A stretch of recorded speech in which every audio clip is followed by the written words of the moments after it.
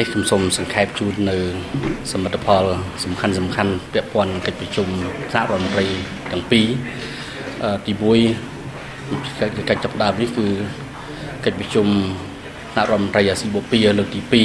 2ដែលបានពិភាក្សាពីព្រឹកមិញមករហូតដល់បែបត្រង់នេះយើងឃើញហើយថាការពិភាក្សាផ្ដោតទៅលើការយកចិត្តទុកដាក់ទៅលើវិស័យទាំង6ដែលជាវិស័យអត្ថិភាពក្នុងកិច្ចសព្វការកិច្ចប្រជុំអាស៊ីបូព៌ានេះបាទហើយជាពិសេសគឺទៅលើវិស័យទាំង6នេះគឺមានវិស័យបរិស្ថានធម្មពលហិរញ្ញវត្ថុអប់រំ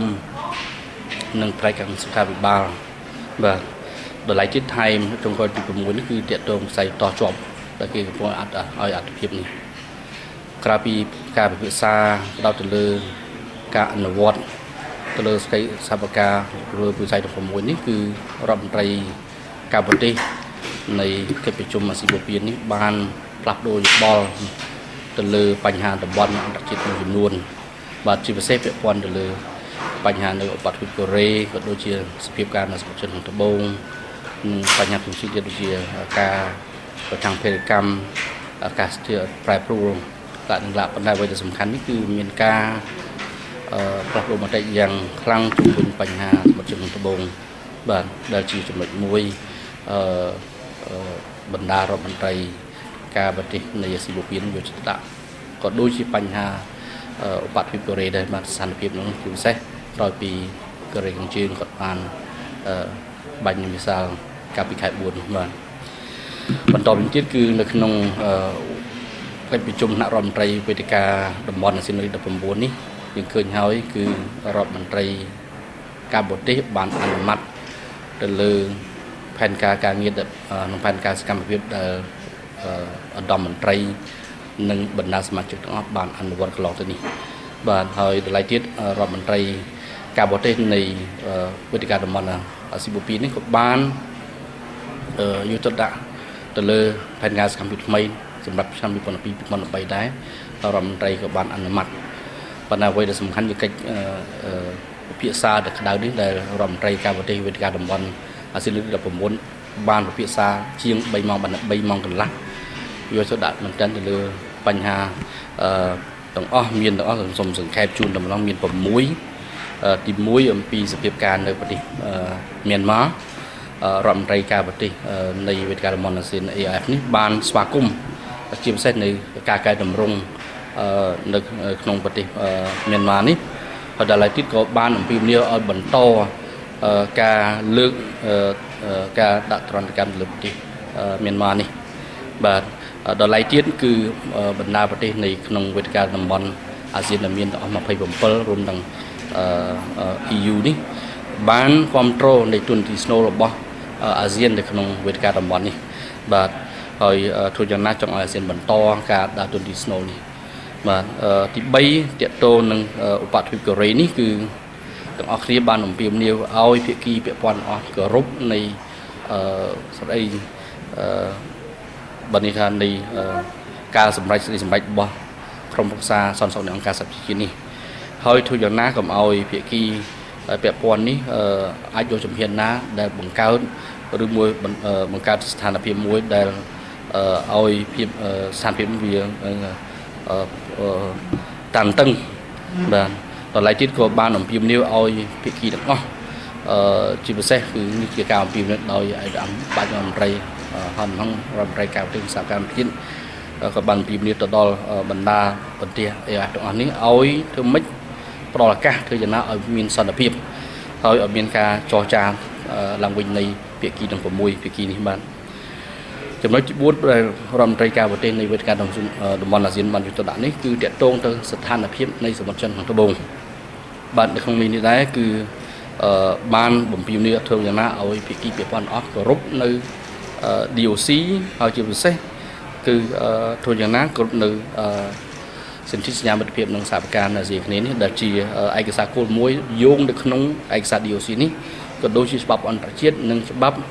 សមុទ្រនៃអង្គការសហប្រជាជាតិឆ្នាំ1982ដែររួមទាំងគោរពនៃ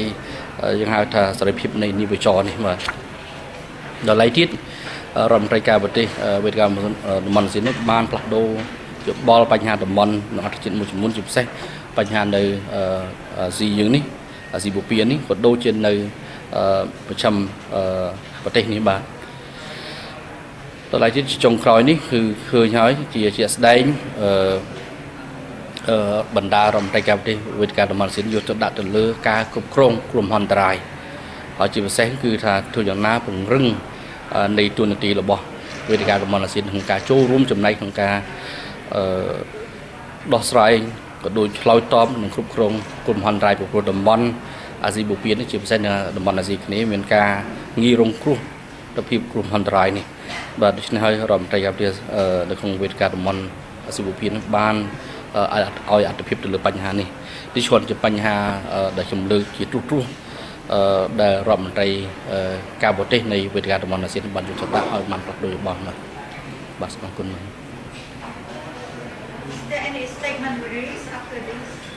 បាទនឹងមានសេចក្តីថ្លែងការណ៍របស់ប្រធានចេញទាំងពីរកិច្ចប្រជុំហ្នឹងចេញទី1កិច្ចប្រជុំថ្នាក់រដ្ឋមន្ត្រីការប្រទេសអាស៊ីបូព៌ាលើកទី2ហ្នឹងនឹងមានសេចក្តីថ្លែងការណ៍របស់ប្រធានហើយទី2ក៏មានដែរសេចក្តីថ្លែងការណ៍របស់ប្រធានរបស់កិច្ចប្រជុំវេទិកាតំបន់អាស៊ានលើក19បាទនឹងចែកជូនបាទដូច្នេះចង់ឡើងព័ត៌មានអាចមាននៅក្នុងឯកសារទាំងស្រុងបាទ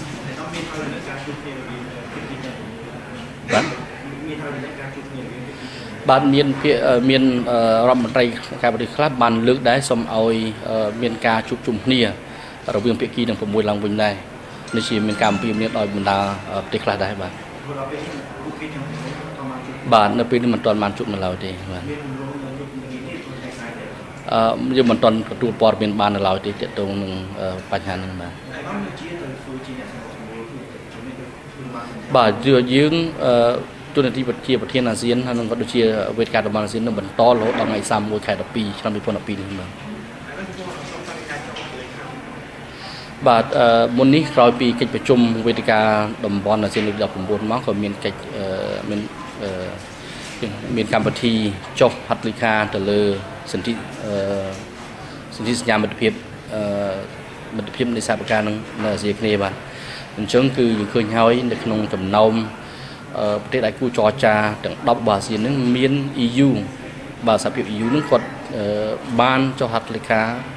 ខ្លាយជាប្រទេសខ្លាយជាហត្ថលេខីមួយក្នុង28ហត្ថលេខីដែលបានចុះហត្ថលេខាទៅលើសន្ធិសញ្ញានេះហើយរួមនឹងចក្រភពអង់គ្លេសដែរក៏បានចុះដែរនៅថ្ងៃនេះបញ្ជាក់ថា TAC ជាឯកសារសំខាន់នៅក្នុងការគ្រប់គ្រងទំនាក់ទំនងរវាងរដ្ឋនិងរដ្ឋនៅក្នុងតំបន់អាស៊ីអាគ្នេយ៍ដូចជាតំបន់ជាទូទៅបាទដូច្នេះឯកសារនេះមានសារៈសំខាន់ជាពិសេសក្នុងការលើកកម្ពស់សន្តិភាពស្ថិរភាពនិងសន្តិសុខក្នុងតំបន់បាទអាដាមចំពោះ joint communique រឿងបញ្ហាពីសម្រាប់ចិនយ៉ាងម៉េចដែរដល់ពេលនេះយើងឃើញហើយគឺឯកសារដោយថ្លែងការណ៍រួមរបស់កិច្ចប្រជុំរដ្ឋមន្ត្រីការប្រទេសអាស៊ានលើកទី45នេះមិនទាន់បានចេញទេហើយរហូតមកពេលនេះមានការបន្តការពិភាក្សានេះការចរចានេះទាំងពីថ្ងៃទី9មកម៉េះបាទតាំងពីថ្ងៃច័ន្ទមកហើយដល់ពេលនេះគឺថាមិនទាន់បានសម្រេចនៅឡើយ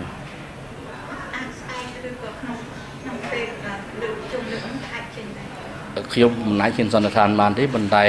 យើងឃើញថាការចរចាដល់ពេលនេះមិនទាន់បានសម្រេចនៅឡើយអញ្ចឹងយើងសង្ឃឹមថាអាចមានការពិភាក្សាបន្តទៅទៀតបាទ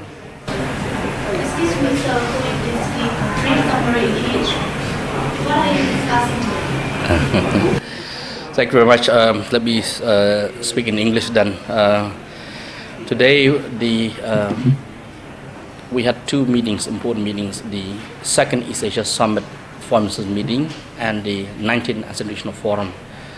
In the morning, the ministers of the East Asia Summit had the opportunity to discuss their 6 priority areas of cooperation, and of course they also had the opportunity to exchange views on regional and international issues. And among those issues that they in fact discussed include the South China Sea, the Korean Peninsula, climate change, disaster management, among others. Of course, their discussion continue to give a lot of priorities to the areas of cooperation that they believe are of importance to the East Asia Summit framework. In addition, of course, there also is really a leader-led forum. A lot of strategic, political and security and economic issues should be discussed by the leaders. And the important thing is that the minister will also continue to follow up the decisions of the leaders. And also at the same time, they can give new ideas and impetus to the EAS. For the 19th ASEAN Regional Forum, the foreign ministers from the 27 countries had the opportunity to review the activities of the intersessional year for 1 year since 2011-2012, and they also adopted the new activities for 2012-2013, and at the same time they had the opportunity to exchange views on a wide range of regional and international issues. Particularly, they had the opportunity to focus in the 3.5 hours in the retreat session of the AF this afternoon on particularly on the issue of South China Sea, Korean Peninsula, on Myanmar, also of course among other issues. But let me underline that with regard to Myanmar, the ASEAN Forum, the AF ministers welcome the reforms, the progress reform in Myanmar. They also call for the further lifting of sanctions, and so this is the main situation with regard to Myanmar. But with regard to the issue of the Korean Peninsula, certainly, of course, the ministers believe that the concerned parties were to respect the UN Security Council resolutions, and that they call on all parties not to take any actions that, particularly provocative actions that will lead to the rising attention. And my Deputy Prime Minister, in his capacity as the chair of the AF, has appealed to all parties to give peace a chance. At the same time, the Minister of the AF also expressed their support for ASEAN centrality, meaning that ASEAN should continue to lead the AF process in the region. With regard to the discussion on the South China Sea, the discussion centered on the issue that the parties concerned should respect the DOC, the Declaration of Conduct of parties in the South China Sea, respect the freedom of navigation, the universally recognized international laws, and the 1982 UN Convention on the Law of the Sea. At the same time, of course, in this particular document of the DOC, we have the issue of, we have also the principle of the TAC in there as well. Also, the minister had the opportunity to exchange other issues, regional issues, and particularly with Asia, within Asia, but also within the Middle East. And finally, of course, the ministers had highly valued their cooperation with regard to disaster relief and management. And in this regard, they believe that AF should play a more proactive role. Yeah, thank you. Sorry, about the South China Sea issue, what especially did you exchange views on forming code of conduct? Well, the main issue is, has to do with the fact that the recent developments in the South China Sea, and they believe that it's important for countries to respect the peaceful process, meaning the peaceful settlement of the dispute. At the same time, that they had to respect the existing frameworks, particularly the DOC, the universally recognized international law and UNCLOS, among other things. So in other words, is that the parties directly involved should be discussing this issue more, but at the same time that they believe that what has been happening would affect regional peace.